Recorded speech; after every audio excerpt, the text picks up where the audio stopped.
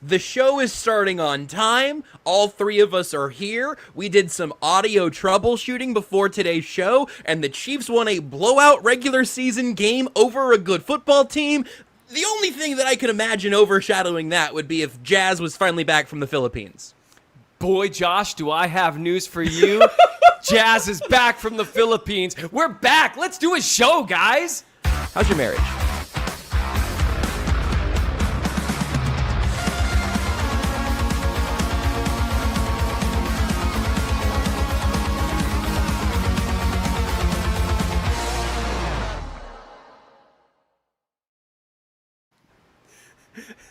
I 7-20. That might as well have been 37-13. I don't need any Cooper Rush garbage time in my life. This show's got plenty of garbage time. I didn't need any of it on Sunday. Fellas, the vibes have never been higher for a 500 football team. I got a message over on Blue Sky earlier today from a listener who said, the vibe I am expecting from Only Weird Games today is this. And it's the meme of the guy shaking and spraying a champagne bottle and wearing a medal around his neck, chugging the champagne and revealing that, of course, he's in third place. That was from See Here Type on Blue Sky. And man, I've never identified with that meme more in a positive way. Where yes. 2-2, 3-1, 4. I don't care. The vibes are so good right now. And oh, Nate, that's a delightful feeling. Yeah, the weather is awesome. The fact that we have now seen so much football that at some point it was going to happen, right? And you know, every now and then, everything is perfect. Jawan Taylor, no penalties. Jawan Taylor, now engaged. Aww. Same day.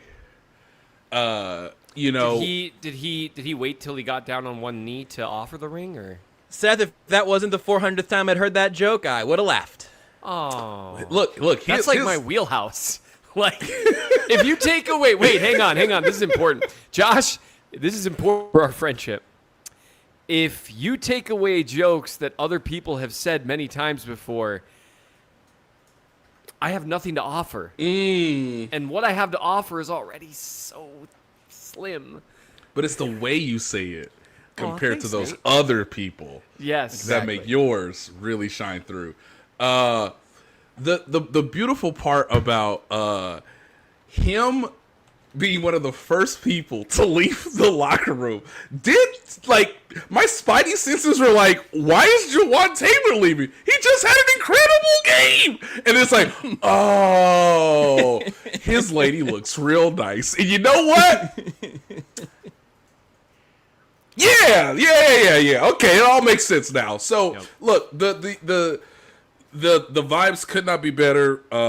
There was so much feel good that I was sensing from just a lot of people on the team that like, oh, this is like the ideal version of the Kansas City Chiefs and our Lord's 2025. Oh, this is what it's supposed to look like.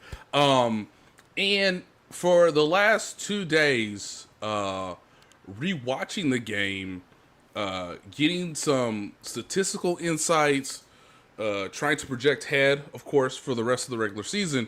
That's about as good of a weekend as the Chiefs can have, considering the Baltimore Ravens, ladies and gentlemen, are literally broken. Broken, beat up, hospitalized for all we care. Because of what we saw with the Chargers now, things don't seem necessarily so bleak for the AFC West competition, of course. I know somebody in the comments said that the Cincinnati Bengals already want this season to end, and they already have the same record as the Chiefs. We watched a 40-40 tie for what reason, I don't know.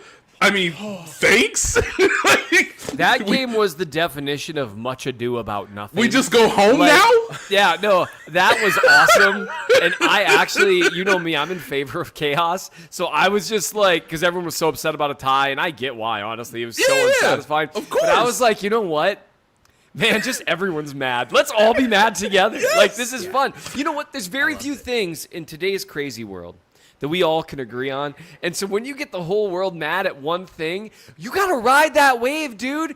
It's like when everyone got mad because the lady took the ball from that kid in the stands. Let's all unite and, just hate on one particular thing. Ideally not a person next time, guys. Now, but, let's all just be united about something. And now that look, will help the vibes be together high or together low. Low, right. And look, this is something where we can all get upset where there's no stakes, There's no stakes in this. It's not going to affect our lives that big of a deal other than we all have to remember there's a 1 next to the Packers and Cowboys now for checks notes 13 more weeks. What are we doing? Early. It's bad for the standing aesthetics. That's for sure. One last thing before we actually start the discussion, Josh. I know, guys, that when you've been a reporter and you've been in locker rooms, you've been in the muck for so long that there are some things that just jump out to you, right? I know that for a while I said the name Jackie Tranquil a lot because, of course, there were times where Drew Tranquil said, "Look, baby, get the babysitter, it's ring ceremony night, or we're going to the White House, or hey, Jackie, know what's on the schedule, okay?" That's all we want to understand. And of course, Drew Tranquil and I are in kind of like, similar life stages or whatever. And, great guy. And I hope Jackie hears this. It was, guys, I cannot tell you how much, if you watch Miles Morales, with the screen just like I was in a trance. I was like, what is happening? Because it's like, hey, this assistant coach is leaving. He wants to go see his kids. Hey, this trainer's done. Hey, there's Alan Wright. Hey, Alan Wright, congratulations, Missouri Sports Hall of Fame. Longest tenured employee in the franchise. What in the a starter leaving early before we could even get close to talk to them, let alone, holy smokes, it's not a rookie. It's not someone who's like, hey, I need to go get an x-ray or an MRI, something like that. Nope, not like that. Fully healthy. Hey man, they've been talking about you, us included, for the last 3 weeks. Don't you want to dunk on us? That was my thought was, hey man, I'm in the paint, and I'm Jason Terry. There's nothing I can do. Come dunk on us for 5 minutes with these quotes, Jawan Taylor. Come on. Now, he looked really nice. And it just blew my mind. I was like, well, hey, man, this is the first game where you haven't been penalized, and you played well, and they scored a bajillion points. And in terms of people I want to talk to, you're pretty high on the list. Where are you going, sir? And so the only reason why I'm saying all this is because I think Jawan's been probably one of the most professional just players that we've seen over the last 3 years. Where as we told you guys in training camp, hey, I had my knee scoped. I was getting that thing drained. My knee hurts. Basically, he came to training camp and said, man, I was cooked last year, and we have no backups, and we still made it to the Super Bowl. And that's great, because he needs all the support in the world for someone who's making checks notes $20 million a year. Is that right? Yeah. That's right. Things could be worse. Yeah. It could be worse. Now, we thought, hey, he might lose a spot to Jalen Moore. Jalen Moore got some snaps, towards the end of the Giants game, inconspicuously.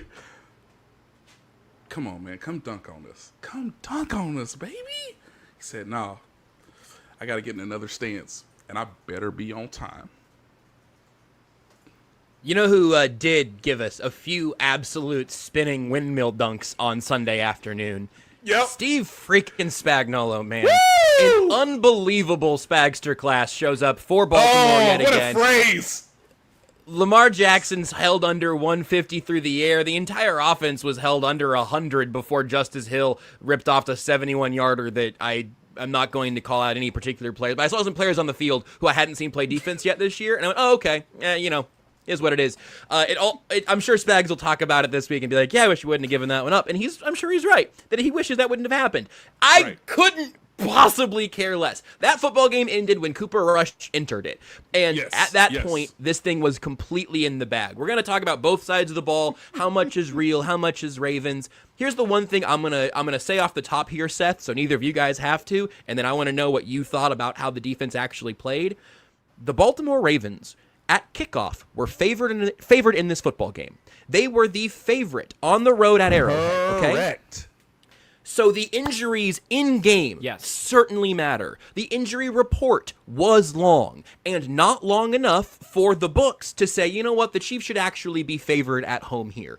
The Chiefs' offensive success that we'll talk about later, you do, when you're projecting, you want to keep in mind that the Ravens are dealing with a ton of injuries on the defensive side of the ball. That's a part of the conversation. But there is no part of the conversation where you go, well, Ronnie Stanley missed a whole... Ronnie Stanley always misses time. There was no Rashawn Slater in week one. Everybody's got an injured offensive line at this point. And the Chiefs' defense, going up against the best offense in football through 3 weeks. The Baltimore Ravens were alone in that conversation. The highest scoring offense through 3 weeks. I think it was good analysis to say that the Ravens' offense was entering that game as the best unit in that game. And the Chiefs' defense absolutely put the clamps on. Seth, what did you see? I'm so glad you brought that up as an initial concept in terms of the fact that the Ravens were favored. The injury list was known when they were favored. Yes. By the way, Matabike went to IR on Wednesday.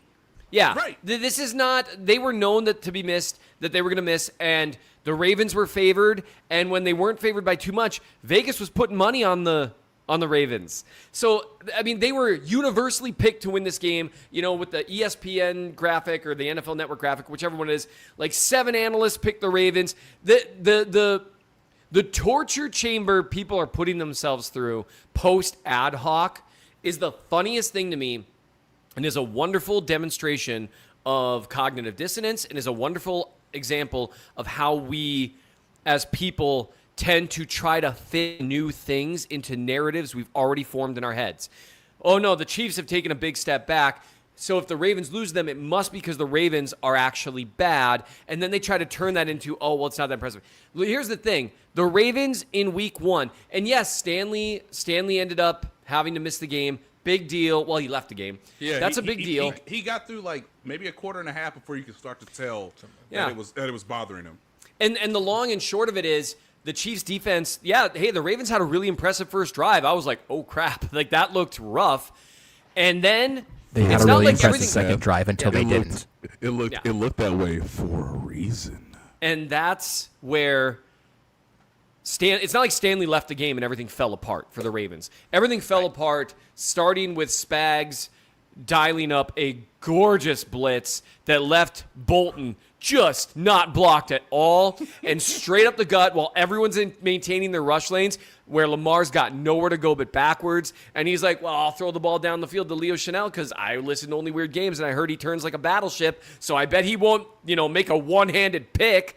Okay, never mind. But this is important to note about the Ravens here. Okay, they lost Stanley about a quarter and a half in, give or take. In week 1 against a Bills defense that most people seem to like, they put up 40, and the only reason they lost was because of a fumble, if I'm recalling. Yep. Against a Browns defense that is universally thought of as what? Top 5 at least? Just awesome, yeah.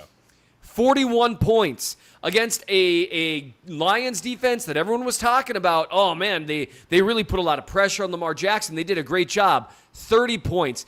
And then against the Chiefs, they put up a fake 20.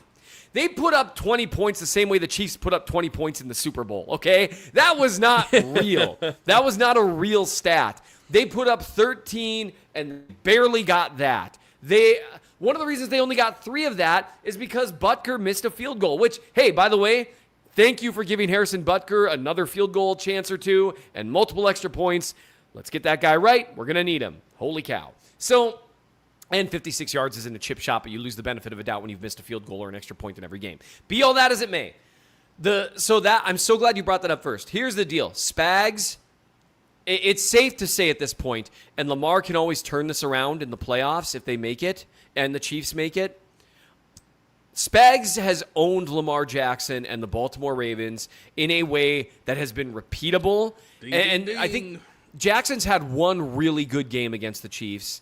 And Dan Sorensen didn't know who he was covering for half the game. And that was unfortunate. But I mean, like when you look at... And Clyde fumbled. Yeah, then Clyde fumbled. When you look at some of the most... when you look at all the Chiefs-Ravens matchups, Spags has by and large, they've changed offensive coordinators, they've changed their approach, and Spags has by and large really done a lot of things that just make Lamar struggle. It's actually one of the reasons I think a lot of Chiefs fans underrate Jackson to an extent when compared to Josh Allen, because Spags has not had as much luck against Josh Allen. I would argue that maybe that does show there's a little bit of distance between Allen and Jackson, that Allen's maybe a little more scheme-proof. And that's where Spags just always finds something. This time, and this has not been the case every time, what they did in the 2023 AFC Championship, it wasn't quite as blitz-happy. Correct. That was, your guys can't get open against our guys. Correct. Yeah, the AFC Championship game was L'Jarius Sneed saying, "Nah, we was just in cover 2. Just variations of it, And, cover 2, couple man, couple blitzes.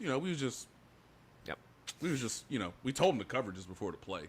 Right. Basically. That's funny. And so this one was, they did a great job against the run overall. Not at first, but overall, you saw them really figure out alignments. Spags dials up really good run blitzes. He consistently has. There's a reason why in an important game, I've never seen the Chiefs lose an important game because they just could not stop the run. Maybe the closest they came was against the Bills in a playoff game where the Bills a couple of drives really got going. But overall, they just clamp down on the run when they need to. And Derrick Henry's particular style of winning as a runner does not seem to really shine against the Chiefs because they are a team that generally makes contact near the line of scrimmage. They struggle against guys like a Dalvin Cook who makes that first guy miss or changes that angle a little bit. Henry is more, if he reaches that second level, it's like a 70-yarder instead of a 10-yarder. And the Chiefs just don't struggle with that as much. Now, that's not saying they're invulnerable. By the way, shout out to you, Jaden Hicks, for taking what probably would have been a touchdown and ending it right before the half. Because, man, did my guy Derrick Henry have room to roam if you didn't make that tackle. But Spags deserves all the credit. Connor had a one-on-one earlier, too. Yeah. Tipping hats to guys who tackled Derrick Henry alone in space. Yeah. Made a great tackle. And so, with Spags, it was the unblocked looks. I think Bolton had 5 pressures where he wasn't blocked. Yes. Whew, that is insane, and it's so hard to do. And it's so hard to do in a way that doesn't encourage an immediate escape hatch. How many times have we seen Mahomes up against an intentionally unblocked edge or something, and then he spins out, and now he's just alone in space with time to survey? They weren't allowing that. That pressure's coming right up the alley at you, whether it's the A gap or the B gap, and everything's contained around you. It was a great defensive game plan, and that's the big thing. Before we even talk about the offense, again, the Ravens were widely considered. They were averaging, 37 a game, had played multiple good to elite defenses, and Spags and company shut them down. The safeties, again, played well 3rd week in a row. Yep. The safeties overall played well. We had one blown coverage. That was Jalen Watson. And that was the only reason they had a field goal drive there was because Watson, he followed a crosser, and then the other crosser got him. That just happens. Watson's played really well this year so far. That happens. But the linebackers overall played well. Every level played well. The pass rush, we talked about this last week. It's not quite as big a deal in terms of Hey, Seth, if you need to answer that call from 1980, it's okay. You're welcome. Whether you can get quick pressure doesn't matter quite as much when you're playing Lamar Jackson. I do have to take this.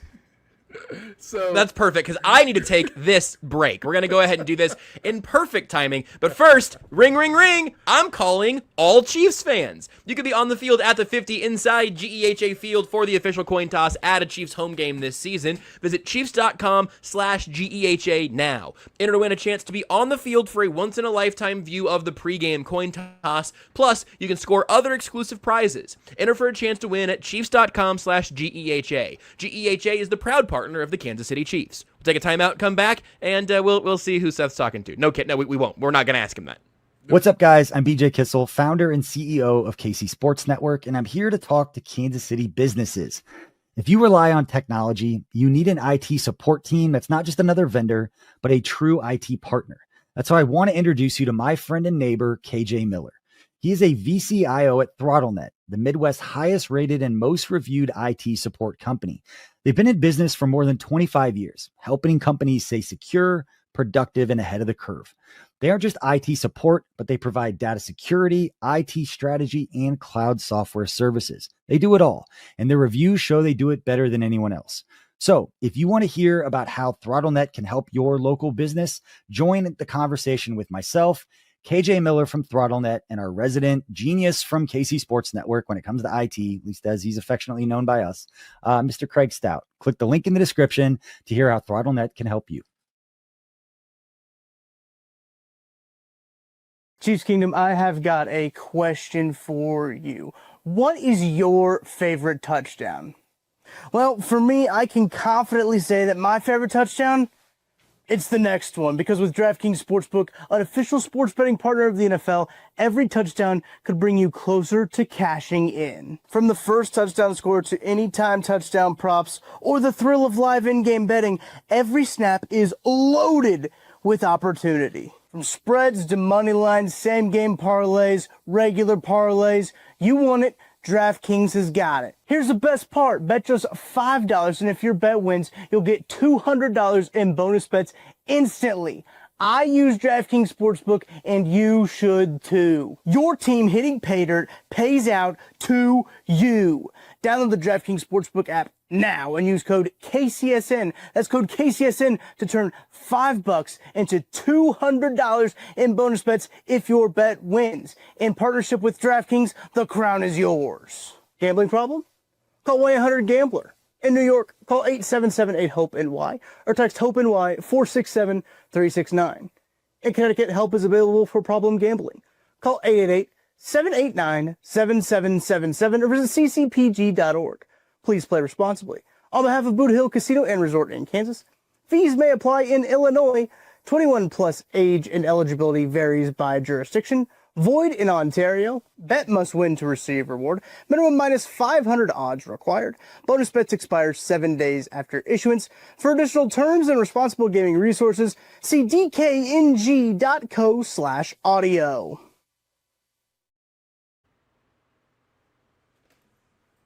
And rolling again. Let's talk about the rest of the defensive storylines coming around here. You guys already mentioned the Nick Bolton thing a little bit, 5 unblocked pressures, and I wanted to actually, because everyone knows that I am the world's biggest fan of Nick Bolton, as I've often been throughout many years. Oh, of course. Yeah. I really like this nugget from Sam McDowell's post-game story, noting that Bolton did some self-scouting in the offseason, focusing on his blitzes. It felt like he was kind of giving away his pre-blitz looks. You have a defensive coordinator that's going to line you up for the shot, and then you have a really nice performance from your Mike linebacker hitting those blitzes at perfect times. That, to me, is my favorite, like, relatively obvious example after reading McDowell's story. My favorite example of seeing scheme meet execution, that's a great one. Leo on that pick, that's a great one. And then obviously, Nate, as you mentioned earlier, Chris Jones is hopping into this game straight off a plane to a police escort to the stadium to a really nice day. What stood out to you about Chris Jones's big day? Yeah, he became quite the subplot and storyline, due to, him really wanting to attend his aunt's funeral down in his home state of Mississippi. He made that very clear to the team. Because of his veteran status and because of the plan that he and the team put together, it was really, I thought, a pretty good example of like how Andy Reid is a player's coach, and this is a certain example of you doing that, given the circumstances, given the importance he is to the team, the game plan, etc. And everything went very smooth Sunday morning. It was incredibly important for Chris to be with his family, given what his aunt meant to her, or excuse me, what his aunt meant to him. He expanded on it a little bit after the game, but obviously, it's this is something for him to go through from a grieving standpoint. And in some ways, we can watch performances and look at the statistics. And in some ways, it's like, I'm glad we have eyes and ears, because he did no warm-ups. I think CBS with Tracy Wolfson said he landed at 2:40 and he was at the stadium by 2:57. The game technically kicks off at 3:25-ish, 3:26, I think, because of a slight delay in the pregame run-up towards player introductions, national anthem, and Harrison Butker didn't know where the football was for him to kick the ball to start the game.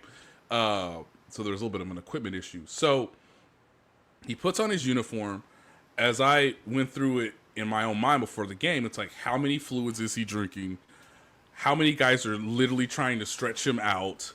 When can he get his wind? When can he actually get his physical condition right? And you could tell, even though he was the one player who generated a pressure when Spags didn't blitz on the first drive, they took him off the field about the fourth or fifth play, and he was just you could just see it on the sidelines of just okay, I'm playing football today. That's right. Let me catch a deep breath. And from the moment the Ravens started their second drive, it does not reflect it in the statistics, but he was absolutely maniacal. Yeah. Spags talked about that today, which is nice to see, where he's just he's disrupting the play matters. Yes. And the only one that people probably notice is that run stuff. But, I mean, yeah, he was maniacal. I'm sorry I interrupted you because I wanted to agree with you so much. Yeah, because look, man, he said, you may get me on one screen. You ain't getting me on two, all right? And Derrick Henry doesn't quite want to hit this angle because I exist, which means it gives the linebackers, it gives the secondary just a half second more time to close that gap on run plays.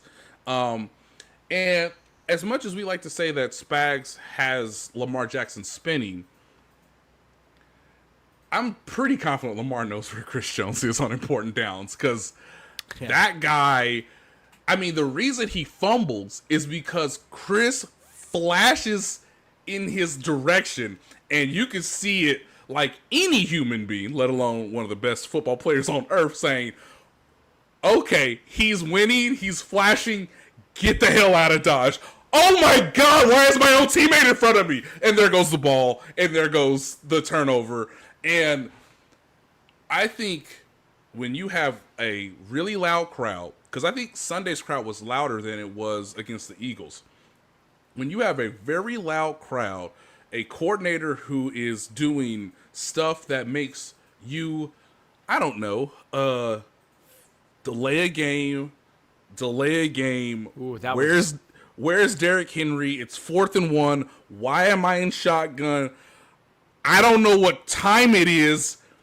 Oh my God, they're blitzing again. Yeah. It's another rocket. It's another rocket out of his keister. Throw it into row 7. It's 4th and 1. It's 4th down.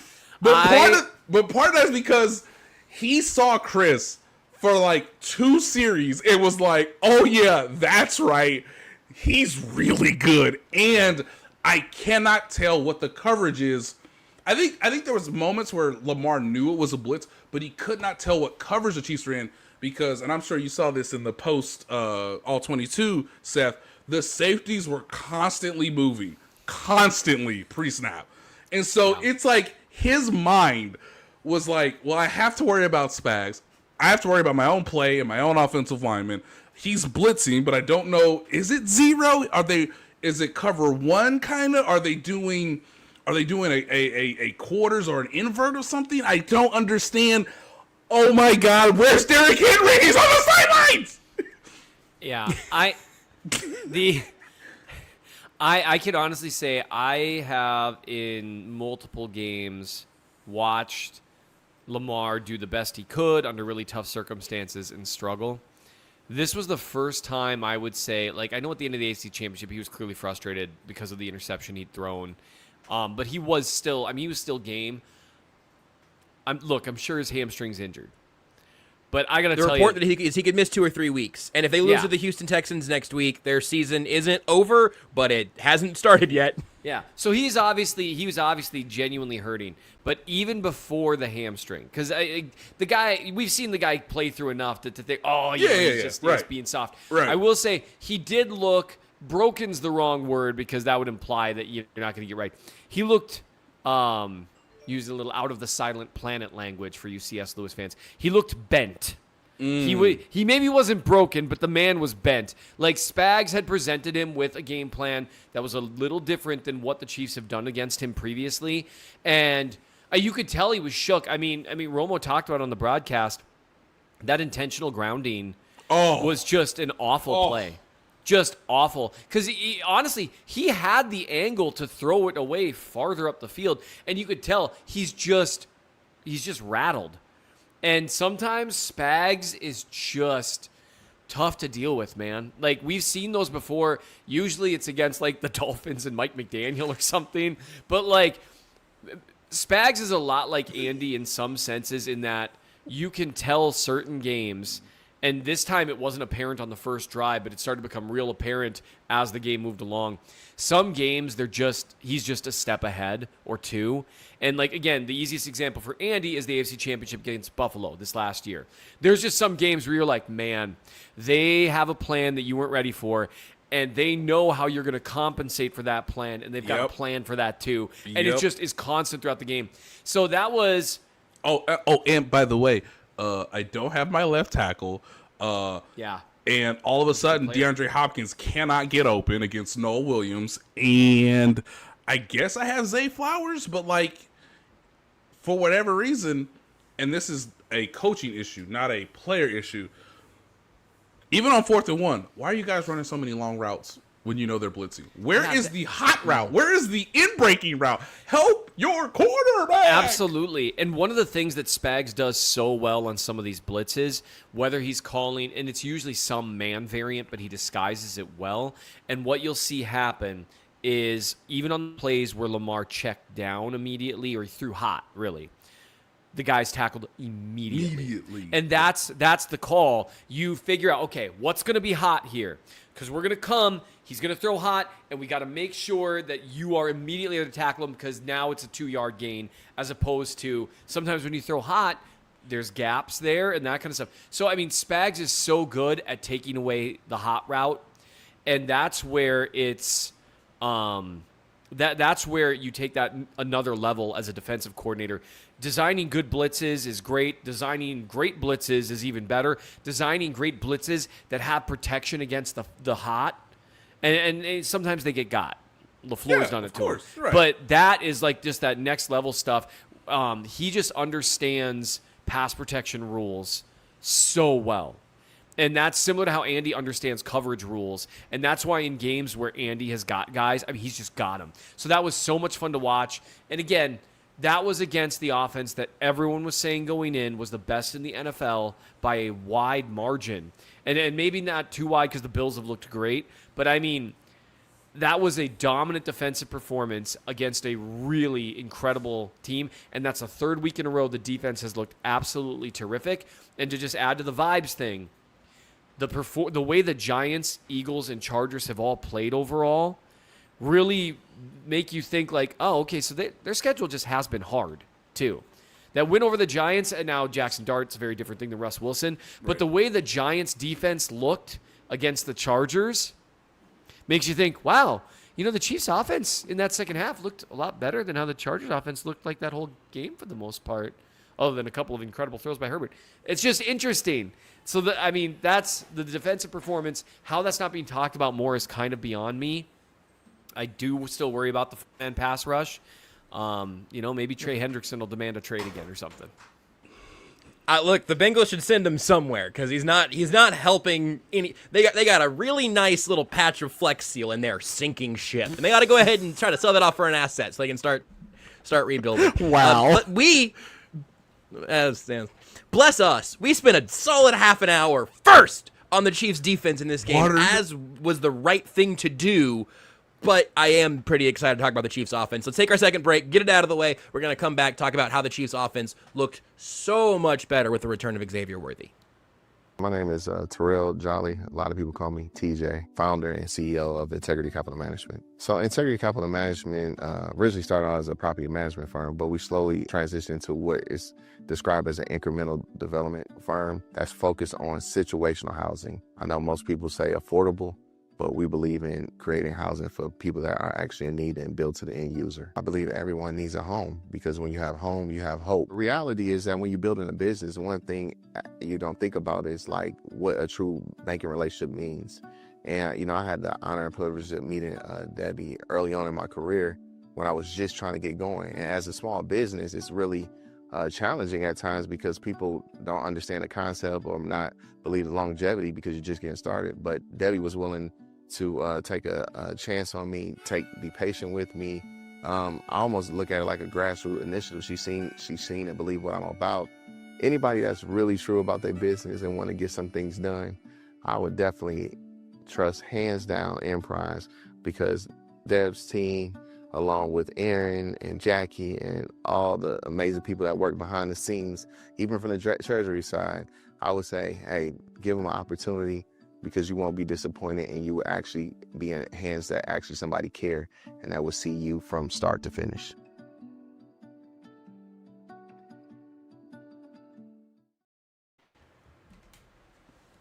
To the offensive side here, we've already covered the fact that the Ravens came in injured, left even more injured. I will remind everyone that if this was a game between the Chiefs and Titans, we would have all expected it to end 14-7 or something ridiculous. So just like I am not particularly moved by the Ravens' injuries. Kingsley Suamataia survived against Jalen Carter and Dexter Lawrence. I'm cool that he got a break and had no pressures against Baltimore. So I am not really that interested in couching that further. With that in mind, Seth, you've got a film review up in the Chief from the North newsletter, taking a specific look at what Xavier Worthy brought, both with the ball and without the ball in his hands. What'd you see? The biggest thing with Worthy is probably going to be the explosive plays. He had 3 explosive plays, right? He had one deep ball, then one kind of intermediate pass that he took for, I think it was 28 total yards, and then obviously that end around or sweep that went for, I think, 35 to 37. Explosive plays win 35. Football games. 35. Explosive plays win football games. Those are that is an unbelievably important part. Explosive plays and turnovers. Those are 2 of the things to look at to figure out who won a game. So that's the thing that, first and foremost, he returned. You could see he was very intentional about how he was letting his body hit the ground. And he was very intentional about how he was handling contact. My guy, Xavier, look at me in my eyeball. This is not just for the rest of the season. This is for the rest of your career. Tyler Lockett this, dude. Tyler Lockett, if you go look at it sometime, and Tyler Lockett is a great player, has had a great career, love his game. That man does not take hits. That man, he'll try to yak. He'll try to gain extra yardage. Of course. But when he sees that I only have about a 5% chance of shaking loose at this point, the man goes down. Do that. If you are a 180-pound wide receiver, just do that. You've outrun the angles. Run out of bounds. There's no points for getting 1 extra yard and hurting yourself. So Xavier Worthy, good for you. That was awesome. Let me double check again exactly what Roquan Smith's injury was. Because that was hilarious. Roquan, hey man, on the play where I'm doing the end around that may or may not have strained the hamstring of one Roquan Smith, he still saw him and said, Nah. Yeah, just get out of there. Nah. Just get out of there. And that's okay. You are not Rashee Rice. And that's okay. And honestly, most wide receivers, if you're not DK Metcalf and it's not a corner, live to fight another day, man. Like, we need you fast. We need you available. You're fine. Now, some guys, again, if you're Rashee Rice and it's a corner or a safety, okay, because that's what you do. Fair enough. Juju Smith-Schuster, same thing. Those guys deliver hits. Which, by the way, shout out to Juju Smith-Schuster, who is, as wide receiver 4 or wide receiver 5, doing the glue guy stuff, running the picks, blocking like a madman. Loves every second of it. That man is under zero pressure right now. Yep. You can tell how much he's enjoying it. He's catching everything thrown his way, except for the one crosser that he dropped. But you know what I mean. Whatever. So shout out to Juju. As wide receiver 1 or wide receiver 2, you're like, oh, we're in trouble. Wide receiver 4 or 5, we're cooking with gas, man. That's great. With Worthy, the biggest thing is the big plays, of course. However, it's in the margins where his value comes more consistently on a snap-by-snap basis. His ability to win one-on-one a little bit, which combined with a big play. But what he did to that corner on that 28-yard gain on the left sideline was genuinely mean. Like, I assumed it was a blown zone coverage because he was so wide open. He's clearly been working on his releases because he was getting off the line. He got off the line on the boundary pretty well a couple times, guys. And Mahomes hit him once. Worthy lost his footing. Maybe it was a little far outside on one down the right sideline. I think maybe, Nate, it was you that had tweeted out something like, not quite in game shape yet or something like that. Yeah. Because I maybe could have run that down, but you got caught up in someone's legs. That happens. And then Mahomes just barely missed him down the left sideline, which is going to happen. He looks good on his releases. He's opening up, and that affects everything. That creates gravity. Hollywood Brown's touchdown. Watch Kyle Hamilton sprint towards Xavier Worthy. He's like, and there's someone covering Xavier Not on Worthy. my watch, boys! Yeah, and then you look. By the way, I thought. Oh, shit. One-on-one. I thought that was That's an awful why throw. I play safety. Because I'm supposed to keep the defense safe. I thought it was a bad throw to Juju Smith-Schuster, honestly. When I first saw Didn't Juju go up for it? Yes, you thought the ball was for him, and we were like, no! No, wait. And so I'm sure Brown is happy. But, Yes. I mean, that it opens some stuff up. There was a play to Kelsey as well. I can't remember exactly when. But you see that effect. I'm so curious what they do with him moving forward, because he's obviously not going to take much contact, and he shouldn't. But that doesn't stop him from turning just this 3-yard little pivot route into 9 yards. That's where the value can come that's a little more unseen because it's not an explosive play. But what they've had so far this year is Hollywood Brown, who's just not as explosive, also is not a tackle breaker. He'll catch that 3-yard route, and he'll gain 3 or 4 yards. Worthy gets 9. Mm-hmm. That matters so much. Yes. And the way it affects defenses, some of that jet sweep action, it was just really cool to see between him and then Smith. And I'm not trying to drag us down another path. This is just my final thought on Worthy. But between him and Smith having a bigger role, the offense looked so much more explosive. With those two guys seeing, 20% share of the touches instead of almost none. It is so crazy how much more explosive the offense looked with him out there and with Smith out there. What we learned is, I just want to start by saying coaching is hard. I just want to start there. Andy Heck, I know it's hard, okay? Todd Pinkston, hey man, it's hard out here being a coach, all right? Connor Embry, they was flaming you for a while, okay? But look, it's hard being a coach, all right? Andy Reid doesn't have as much time as he used to. So, hey, maybe I should get more wisdom from the head coach, But look, Matt Nagy, he been a head coach. He know it's hard. It's hard coaching out here. I think what that game revealed was the coaching staff literally doing the job on the fly for 3 straight weeks. Versus, holy smokes, half the offense is built around this guy, right? Am I right? This is fun. We can actually do counter plays now because this guy is on the perimeter. and it's real nice. We have been wondering if the offense was sort of sputtering or had sort of start and stops because of obviously some of the penalties, some of the lack of separation, which I think will happen for most teams when you say take away your number one and your number two receiver.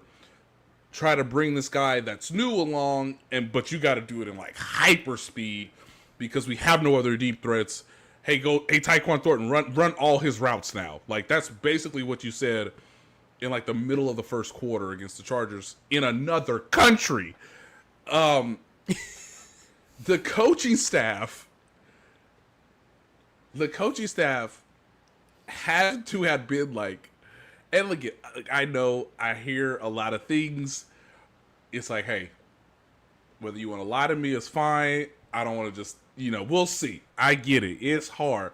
Okay, I know he's gonna come back. Yeah. So is so is Rashid. I know. But like, hey man, what I see is what I see, and y'all ain't looking too in sync right now. The moment Patrick hits Xavier on the first deep pass,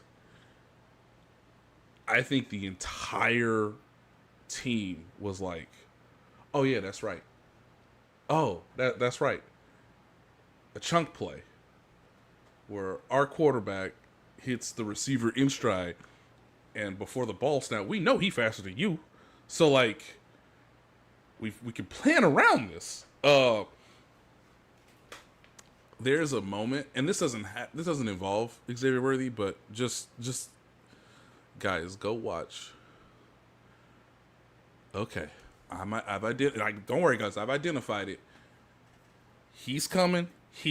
All right. Based on what I want to do right now. All right. I want us to take him. Okay. All right. Here we go. Okay. Hike. Holy smokes, we got it right. Okay. Let's see if they protect it. Even better. Okay. Here he comes. And you know what? I'm going to just back on up and flick this thing. Holy smokes. Yeah. He made that completion to Travis Kelce where the defender has literally no shot. And from that moment on, all right, all systems go. I got it all figured out. You know what? Don't even matter anymore. All right, I got this dude, I got that dude, I got this dude. Okay, we ain't even thrown to Tyquan yet, right? So I'm gonna just we'll figure that out later in the game.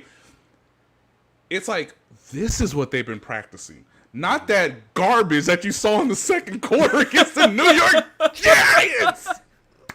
The hell is that? So again, coaching is hard, and you're like, oh wait, we didn't get a Travis Kelce bleep hole section of the game because it's like, oh yeah, because Travis Kelce doesn't have to go around and say, hey man, find a freaking play that works. Because this is what we look like when we practice what we put on the field. I was watching that clip right before the show started. I was watching that again and just enjoying that the Chiefs it's a 5-man pressure. It's just the 5 linemen and Mahomes. The Ravens bring 6. And to your point, Nate, in terms of how you pick that up, Mahomes always wants to see the guy coming at him, right? He just drifts and throws a little floater. And to me, I'm gonna bring 2 things together here because the thing I wanted to add, and then I'm gonna Seth, and you can pick anything else from the offense if it's a little more under center that they did or whatever. But I read this in let me see, ESPN.com by Nate Taylor of ESPN in his postgame story. I Seth, think I know that confused. guy. This guy does great work. Yeah, he does very good work. He seems kind of hard to work with, but his content's very good. Sometimes that happens. Hey, everybody's not a smooth sail. Choppy waters. The greats usually have a little grit in there somewhere, and it's just where do you find it? Here's what Nate included in this story here on Sunday night. Prior to Sunday, Mahomes, and I didn't know this part either. Prior to Sunday, Mahomes had struggled when blitzed, completing just 52% of his attempts. But with Worthy as a viable passing option, Mahomes excelled when the Ravens blitzed, completing 9 of 13 attempts for 98 yards and a touchdown, including that one to Travis Kelce.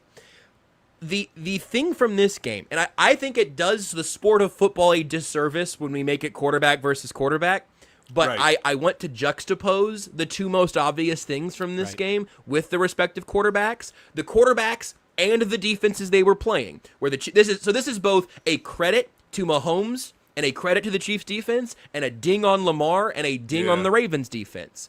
But one quarterback looked so deeply unsettled that his game never came together, and the other, Patrick Mahomes, looked the most comfortable that we have seen him in a regular season football game in a very long time. Now, late last season, some things started to sync up a little bit. The playoffs had a couple of those moments, but for so much, especially the start of this season, it has just been this uncomfortable trying to figure out how to make it happen, bail out of the pocket and do it with your legs. The do-it-all Mahomes moments were traded in this game for Patrick Mahomes merely being Patrick Mahomes as we've known him over the years, where he is just completely in charge of everything happening around him, totally confident in the O-line, confident in his weapons getting open, and confident in the play calls, and confident that he's eating the defense alive. If you could tell me that I can make one vibes check on a game before it happens, if you said, hey, if I could say, hey, did Patrick Mahomes look comfortable? He wins games where he's uncomfortable all the time. But if you say, yeah, Mahomes looked comfortable all day, I say, fantastic. We are going to also have a comfortable day watching the Kansas City Chiefs. And it was almost overwhelming to remember how much fun it is when you do have that version of Mahomes where it's, you got him, you got him, you got him, you got him, I got him, Kelsey's got this, fade away, boop. And it's just, it felt unstoppable again at times, which was just an absolute thrill. I made a guttural noise in the press box when that play was completed. When that play, at the conclusion of that play, I made noises one shouldn't make, and I was in a working press box. So look, the last thing I'll say, the other guys in the press box like, Adam never did this. Yeah, shout out to Adam Teicher.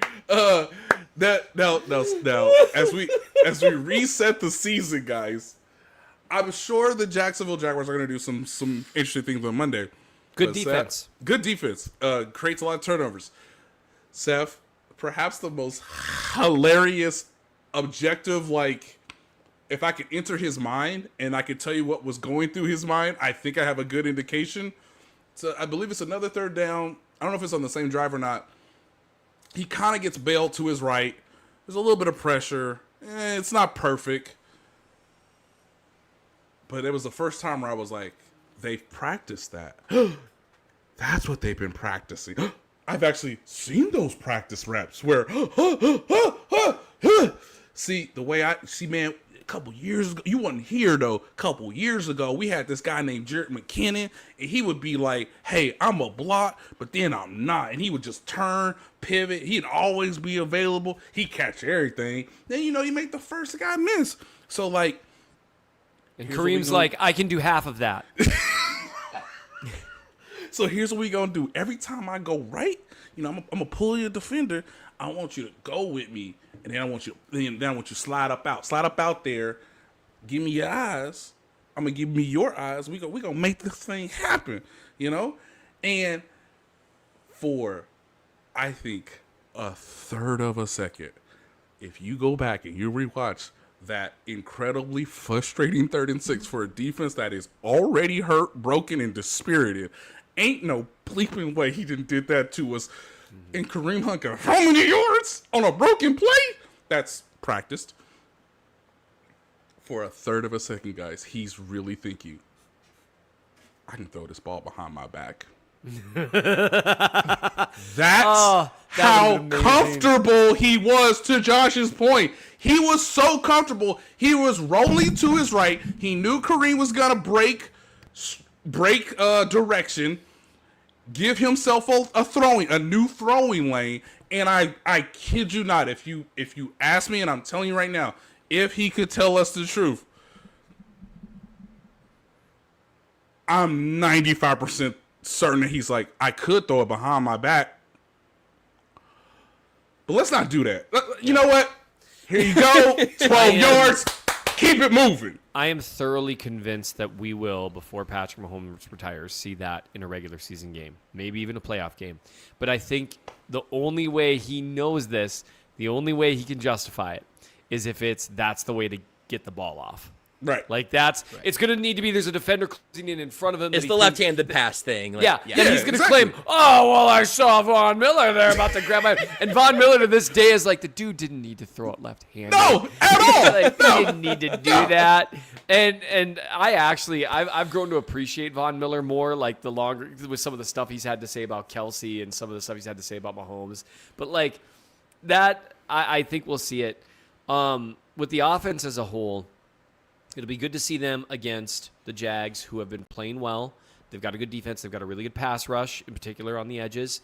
And so it's going to be a much tougher game on that side of the ball than it was against the Ravens.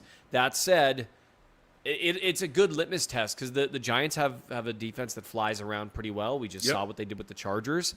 The Eagles have a really good defense. And the offense, honestly, and we talked about this, if they're not shooting themselves in the foot, we would be talking about a 3-1 Chiefs team that had wins Very against true. the Eagles and the Ravens. Yeah, a very high probability of that happening, considering how well the defense was playing when they didn't have a lead. If Kelsey makes that catch for a touchdown, that was such a game swinging moment. They take the lead there, and it becomes this whole thing. So for me, I'll be really interested in seeing how they build on it. Because now it's like, okay, you're 500, you're 2-2, you've got a game against a 3-1 team, and I think is Detroit 3-1 as well. yes.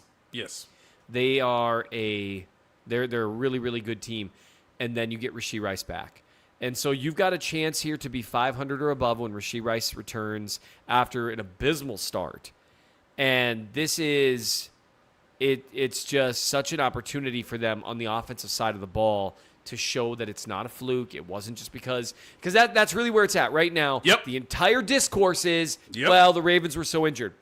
If you go out there and put up another 27-30 against the Jags, I actually waited because there's so many memes that you want to do, with people rising from the dead. I'm workshopping a number of them. Any chance, to be like, in the book of John. So, baby. We're Keep going to want to see it. Keep going. We saw it in the second half against the Giants, and now we've seen it against the Ravens. Now let's see them. I don't expect them to look that dominant against the non-Ravens, but let's see them perform consistently well. By EPA per play and by success rate, they've been a top 10 Very offense good. all year, and they looked like that against the Ravens. Let's see it again against a good Jags defense, and then the chirping is going to start because no one in the league wants this. No one wants Mahomes and the Chiefs. Now, I think there are people that even analysts and stuff that love to watch fun offenses. I've talked to people. They're like, I really want the Chiefs to be fun again. They're fun to watch. Yeah, of but course. people that have a rooting interest, people were so desperate for the Chiefs to not three-peat, they rooted for the Philadelphia Eagles.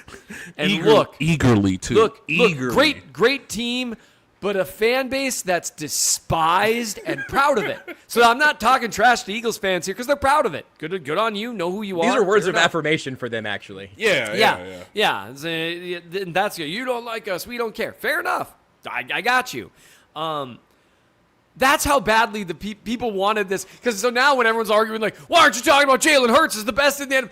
I'm always just like, this is what you were rooting for, people. This is what you wanted. Yep. And so nobody wants to see the Chiefs just rise from the dead completely. I'm here for it. I'm at this I'm 70% ready to just start flipping out a little because, man, they looked good. I just want to see it against a better defense too. So I don't have to do the caveats of EPA per play and if they don't shoot themselves in the foot and blah, blah, blah, blah, blah, especially for the tackles against a better pair of edge rushers. Because those are a pair of real good edge rushers. And not so coincidentally, and I know we're going to talk more about this Thursday, the types of edge rushers that gave their offensive line problems last year. Power winners. Josh Hines-Allen and Trayvon Walker, they're power winners. That gave them problems last year. So let's see what it looks like. I'm dangerously close to being disrespectful of the Jags, and I'm not going to do it today, but I might do it on Thursday. I don't know. Nice. The turnover look, we talk about penalties and turnovers a lot. It's like, well, the Jags created what, 3 turnovers every game this year? Like, yeah, that's awesome. Let's see. We have 3 completely toothless offenses and the Niners that, are also banged up. It's like, the Jags have done the thing where good teams beat up on and take advantage of bad teams and take the ball away and keep them down. So I'm not at like full on paper tiger territory, specifically because the Jaguar is not a tiger. But I'm not in paper big cat territory. It's gonna be a fascinating matchup for a variety of reasons, which we'll get into more on Thursday, and a little more on how we kind of build back from here, what this team looks like going forward. 2 more games without Rashee Rice, and then the rest of the season, fingers crossed, knock on wood, whatever you do to make a wish come true, and then Rashee Rice returns after that.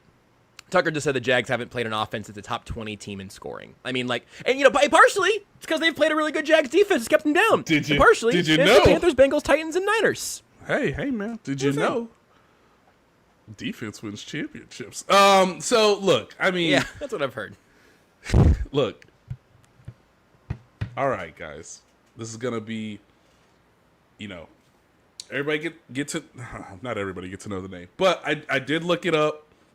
Do want to give a shout out to Tiffany Hilton. That is the fiance of Jawan Taylor. So look, she's the biggest winner on Sunday. Her man performed brilliantly and then left the locker room, not to dunk on us, but in order to get engaged. Now this is where it gets meta, guys. As you know, some people have asked me, is that a zipper game? It's a little early for zippers, but it's a nice. Yeah. It's a nice breezy game, a nice little breeze to get you going. It's a commando game, is that right? Could it be a commando game, like a commando in basketball shorts game? Well, there were a lot of rockets coming at it. Who's Keister. You said that. Yeah, there was a lot of rockets coming out of who's Keister, and boy, were they lethal on Sunday. This is where it gets meta, guys. My dear friend, Josh Brisco, had Carrington Harris, my other really good friend, ask me about Martha Stewart on a live radio station in my beloved time. Yeah, I haven't listened to it yet. My beloved town of Kansas City. He asked me about Martha Stewart. And look, man, everybody has, tendencies and keys and a scouting report. It's hard to change up. Not everyone's Bill Belichick out here, commanding massive respect and being a chameleon from a week-to-week basis. Look, I've seen Martha Stewart in person on numerous occasions, okay? And when I tell you that anytime I see this woman, I revert to the coach in Remember the Titans. I don't want to see him get another yard, okay?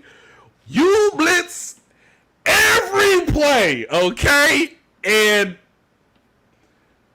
she's still sending out thirst traps, which means I still got to engage 8. Okay? When she stops putting the formations out there and the protection schemes, and she's still giving unscouted looks, well, we're just going to check to engage 8 Nate, every time. Every time. Engage 8, boys. Martha Stewart's on the field. You know what Engage 8 comes with in Nate's house? Cover 0. 0! 8, huh? I